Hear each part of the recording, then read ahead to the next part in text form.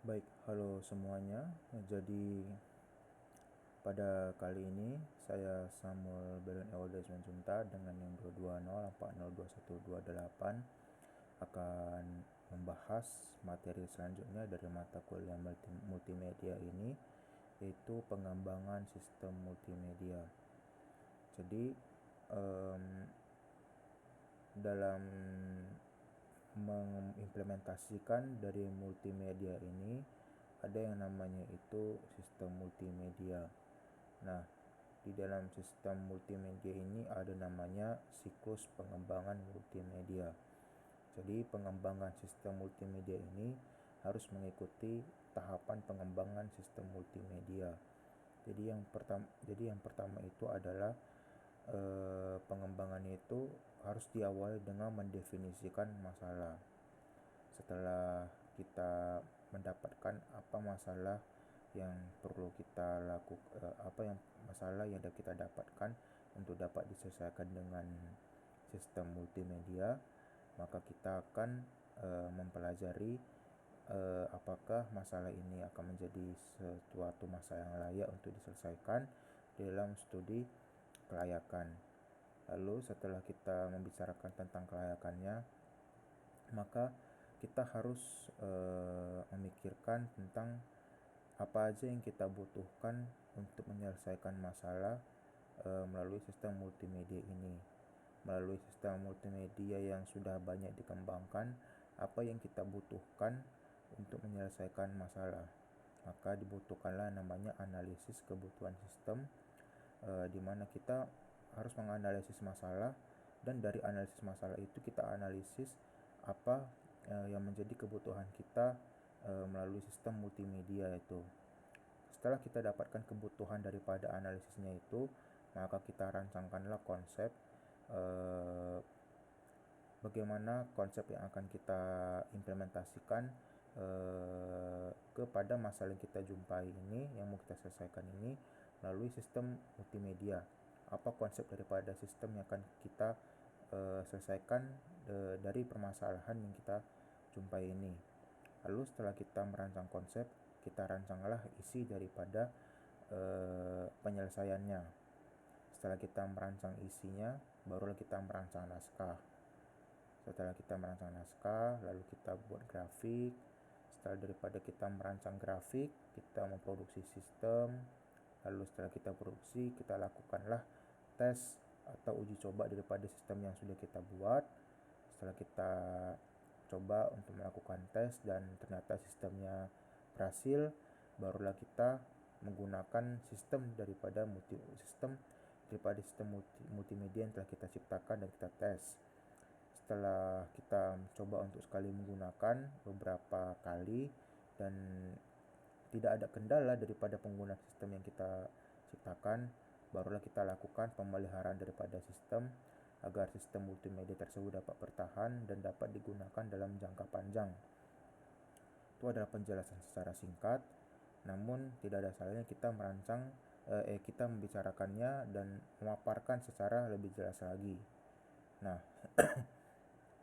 di sini sudah ada pendeskripsiannya dalam bentuk tabel. Pertama, untuk bisa melakukan pengembangan sistem multimedia itu kita melakukan yang namanya pendefinisian masalah. Nah, di dalam pendefinisian masalah ini apakah masalah yang kita jumpai itu harus diselesaikan dengan multimedia? Lalu apa yang menjadi batasan daripada masalah ini sehingga harus diselesaikan dengan multimedia? Nah, jadi pertanyaan-pertanyaan seperti itu juga harus memiliki patokan. Nah, patokannya itu adalah pernyataan sasaran dan batasan sistem. Lalu setelah kita melakukan pendefinisian masalah, barulah kita mempertanyakan kelayakannya di studi kelayakan. Apakah solusi daripada masalah yang kita selesaikan ini dapat diselesaikan dengan layak melalui multimedia? Nah, jadi dengan mempertanyakan kelayakannya, Jikalau layak masalah itu diselesaikan dengan multimedia, maka kita bisa mulai melakukan analisis biaya atau manfaat secara kasar. Sehingga dari analisis biaya ini masuklah kita kepada analisis kebutuhan sistem. Nah, di dalam analisis kebutuhan sistem ini, apa yang harus dikerjakan untuk memecahkan masalah? Nah, jadi dalam menganalisis kebutuhan sistem ini, maka ada beberapa yang harus kita kerjakan sebagai patokan daripada analisis kebutuhan sistem. Yang pertama itu adalah model secara logika sistem, ada diagram arus data, ada kamus data, dan algoritma. Dari patokan yang kita dapat ini, barulah kita dapat yang namanya itu merancang konsep. Nah, di sini pertanyaannya itu adalah apakah konsep tersebut merupakan solusi yang terbaik? Nah, dari konsep yang sudah kita pikirkan, dan ketika konsep itu sudah menjadi solusi yang terbaik untuk bisa menyelesaikan sistem multimedia itu, maka barulah kita dapat membuat patokan, di mana melalui daripada konsep yang sudah kita buatlah patokan adanya sasaran dan batasan daripada sistem. Lalu kita juga harus membuat strategi yang kreatif dan juga ringkasan yang kreatif, serta struktur arus atau aliran data sesuai daripada konsep yang sudah kita canangkan. Setelah konsep itu sudah kita rancang dan sudah ada bentukan secara abstrak, barulah kita mulai merancang isinya supaya sistem multimedia dapat terkembangkan lebih solid lagi, yaitu dengan cara bagaimana dengan pertanyaannya itu adalah bagaimana kita bisa mengimplementasikan strategi kreatif dalam isi multimedia. Nah, jadi di sini melalui daripada kerangka yang sudah kita konsepkan, maka kita lakukanlah implementasi strategi kreatif mulai dari daya tarik, gaya, nada, dan kata. Sehingga daripada implementasi yang sudah kita lakukan, barulah kita merancang naskah. Di mana pertanyaan itu adalah bagaimana kita dapat merancang naskah dan storyboard yang efektif. Nah, sehingga cara untuk bisa merancang naskah dan storyboard efektif itu kita bisa buat patokannya, yaitu seperti istilah-istilah dalam naskah multimedia dan storyboard. Setelah kita mengenal konsep, isi, dan naskah, barulah kita merancang grafik. Nah, dari merancang grafik ini muncul pertanyaan, bagaimanakah merancang grafik yang efektif? Nah, untuk bisa merancang grafik yang efektif, maka kita harus memerlukan yang namanya prinsip-prinsip merancang grafik, supaya rancangan grafik yang kita buat itu dapat berjalan dan bisa digunakan secara efektif dan efisien. Nah, setelah kita merancang konsep, lalu merancang isi, naskah, dan grafik, barulah kita dapat memproduksi sistem multimedia. Apakah sistem multimedia dapat diproduksi? Nah, melalui pertanyaan kita dapat, barulah kita mendapatkan patokan yang baru, yaitu peralatan produksi, praproduksi, produksi, dan pasca produksi. Nah, setelah kita melakukan produksi, barulah kita melakukan yang namanya uji coba sistem. Nah, pertanyaan itu apakah sistem multimedia tidak ada kesalahan atau kerusakan? Nah, itu semua akan tergantung daripada hasil tesnya, di mana patokan itu adalah rencana pengetesan dan tes sistem secara formal. Melalui tes sistem, jikalau sudah berhasil tesnya, maka barulah kita bisa menggunakan sistem. Nah, dari menggunakan sistem baru kita bertanya, apakah sistem multimedia sudah dapat digunakan? Nah, maka kita dapat mendapatkan patokan yang baru, yaitu pendekatan sistem, konversi sistem, dan instalasi sistem. Nah, setelah kita dapat menggunakan sistem supaya dapat mempertahankan dan menggunakan sistemnya dalam waktu jangka yang panjang, barulah kita masuk ke dalam memelihara sistem. di memelihara sistem ini pasti kita bertanya apakah sistem multimedia ini perlu diperbaiki. Nah, maka kita dapat membuat patokan yang baru, yaitu penggandaan sistem, pengkajian ulang sistem, dan dukungan secara berkesinambungan. Nah, itu adalah tahapan-tahapan bagaimana siklus daripada pengembangan multimedia jikalau kita lihat dalam bentuk tabel. Lalu kita masuk ke pendefinisian masalah multimedia.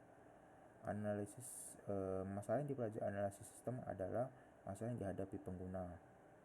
Nah, adapun hal-hal yang dapat dilakukan ataupun dijalankan yaitu mendefinisikan batasan dan sasaran, mendefinisikan masalah yang dihadapi pengguna, mengidentifikasikan penyebab masalah di titik putusan, mengidentifikasi pengguna akhir sistem, memilih prioritas penanganan masalah, memperkirakan biaya dan manfaat secara kasar, membuat laporan dari pendefinisian masalah atau proposal sistem.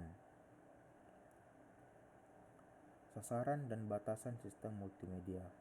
Sasaran sistem multimedia yaitu antara lainnya itu peningkatan kinerja, peningkatan efektivitas informasi, penurunan biaya, peningkatan keamanan sistem, peningkatan efisiensi, dan peningkatan pelayanan kepada pelanggan. Batasan sistem ini merupakan lingkungan yang membatasi sistem, misalnya aturan, authentication, penggunaan sistem. Lalu ada masalah dalam multimedia, maksudnya ini adalah apa yang menjadi kendala dalam sistem multimedia, yaitu kondisi atau situasi yang menyimpang daripada sasaran sistem multimedia, bahkan menyimpang dari sasaran organisasi ataupun perusahaan. Misalnya kinerja mengalami penurunan, informasi tidak efektif, biaya membengkak, sistem tidak aman, dan pelayanan yang buruk terhadap pelanggan. Lalu ada namanya itu studi kelayakan, di mana studi kelayakan itu adalah suatu studi yang akan digunakan untuk menentukan kemungkinan apakah pengembangan proyek sistem multimedia layak diteruskan ataupun dihentikan. Apakah proyek sistem multimedia ini layak atau tidak itu bergantung daripada analisis kekayaan yang biasa disebut dengan analisis biaya dan manfaat. Nah, adapun faktor-faktor daripada kelayakan yaitu secara teknis, dapatkah sistem multimedia yang baru diterapkan menggunakan teknologi yang ada? Lalu yang kedua ada ekonomi. Apakah sistem multimedia yang baru menguntungkan secara ekonomi? Lalu ada operasi atau organisasi. Dapatkah sistem multimedia yang baru tidak melanggar etika dan hukum? Lalu ada jadwal. Apakah mungkin sistem multimedia yang baru tidak ada kendala waktu? Lalu yang terakhir itu ada strategi, yaitu apakah mungkin sistem multimedia yang baru dapat meningkatkan keunggulan bersaing. Itulah dia studi kelayakan. Lalu kita masuk ke merancang konsep. Untuk dapat merancang konsep dalam membuat aplikasi multimedia dibutuhkan yang namanya kreativitas. Analisis sistem bekerja sama dengan pengguna atau para ahli dalam bidang-bidang tertentu untuk dapat mengembangkan kreativitasnya. Kreativitas itu dalam kreativitas saja, itu adalah kemampuan untuk menyajikan gagasan atau ide baru, sedangkan inovasi merupakan aplikasi dari gagasan atau ide tersebut. Lalu ada merancang isi multimedia, yang dimana merancang isi itu adalah komersialisasi dari merancang konsep atau implementasi dari strategi kreatif yang meliputi evaluasi dan memilih gaya tarik pesan atau gaya nada dan kata dalam mengeksekusi pesan.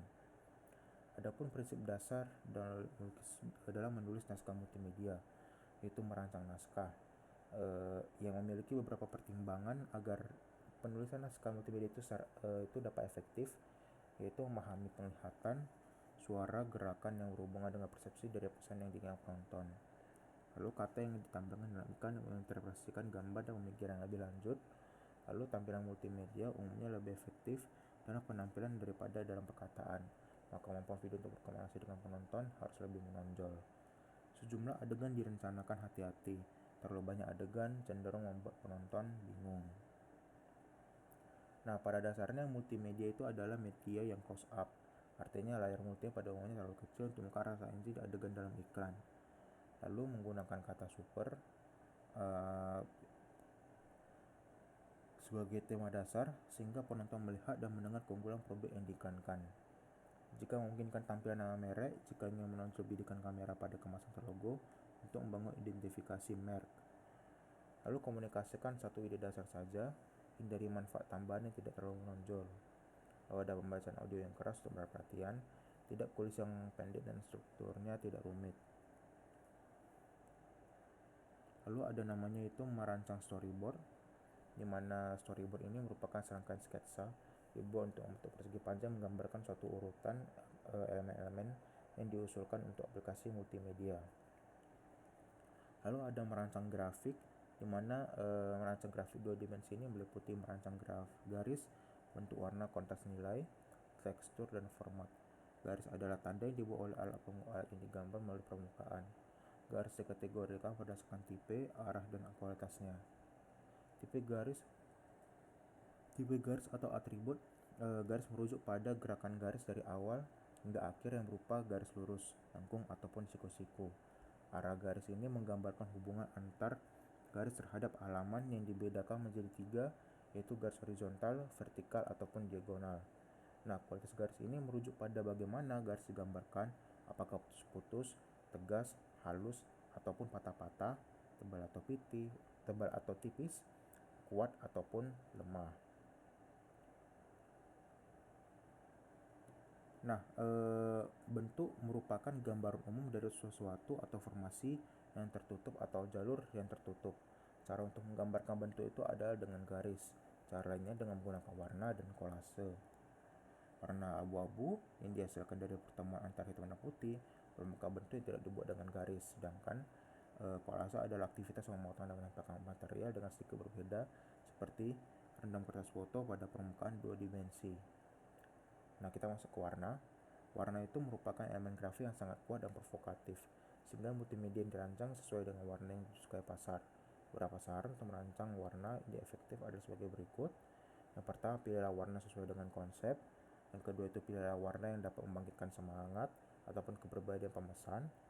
Lalu periksalah di antara warna mana yang kontras untuk daripada penerima untuk memberikan dampak visual. Lalu buat sketsa dan banyak nama, desain dengan satu warna, kemudian dengan 2 warna, dan pada akhirnya dengan warna penuh. Bedakan warna desain di monitor dan pada saat pencetakan. Dan pelajarilah simbol warna pada budaya yang berbeda. Lalu adapun pertimbangan dalam merancang teks dalam tampilan multimedia antara lain, yaitu pertimbangkan format, seperti yang kita tahu, jikalau teks tidak sesuai daripada selera, maka kita harus mempertimbangkan format, karena teks yang kita buat itu akan dibaca oleh daripada orang lain, sehingga diperlukan adanya pertimbangan format agar orang lain yang membaca pun dapat membaca dengan semangat dan memiliki feedback yang baik. Lalu desain teks ini adalah hierarki visual. Orang yang cenderung membaca elemen yang terbesar baru kemudian yang terkecil. Lalu susunan teks itu harus menyempurnakan kemudahan yang dibaca. Semua faktor seperti spasi huruf, spasi kata, dan spasi garis harus mudah dibaca, komunikatif, dan ekspresif. Lalu pertimbangkanlah setiap bentuk-bentuk huruf. Pakailah huruf yang asli, pikirkan tentang hubungan positif atau negatif. Lalu buatlah spasi. Bila melakukan pencampuran permukaan teks, harus disesuaikan dengan etnis terhadap pesan, kontras, bobot, skala, dan hierarki visual. Hindari sesuatu yang baru ataupun tipe huruf yang dekoratif. Lalu dalam produksi sistem multimedia komersial, misalnya iklan TV, itu melibatkan 3 tahap, yaitu tahap praproduksi, tahap produksi, dan pasca produksi. Tahap praproduksi itu adalah tahap semua pekerjaan aktivitas terjadi sebelum multimedia yang diproduksi secara nyata. Lalu tahap produksi adalah periode setelah multimedia yang diproduksi secara komersial atau secara real time. Lalu tahap pasca produksi adalah periode di mana semua pekerjaan aktivitas yang terjadi setelah multimedia itu diproduksi secara nyata untuk tujuan komersial. Lalu ada pengetesan sistem multimedia, di mana kita di sini akan melakukan aplikasi multimedia yang diproduksi. Fungsinya adalah untuk memastikan bahwa hasil produksi aplikasi multimedia sesuai dengan yang direncanakan. Lalu ada penggunaan sistem multimedia, ini mana dengan melalui tes yang sudah kita lakukan, implementasi sistem multimedia dipahami sebagai sebuah proses yang akan menentukan apakah sistem multimedia mampu beroperasi dengan baik serta mengetahui apakah para pengguna bisa mandiri dalam mengoperasikannya, baik dalam penggunaan maupun penilaian. Lalu ada namanya itu pemeliharaan sistem multimedia, di mana setelah sistem digunakan maka sistem akan dievaluasi oleh pemakai dan spesialis multimedia untuk menentukan apakah sistem yang baru tersebut sesuai dengan tujuan semula dan diputuskan apakah ada revisi atau modifikasi. Demikianlah tentang pemaparan materi mengenai pengembangan sistem multimedia. Terima kasih dan salam sejahtera bagi kita semua.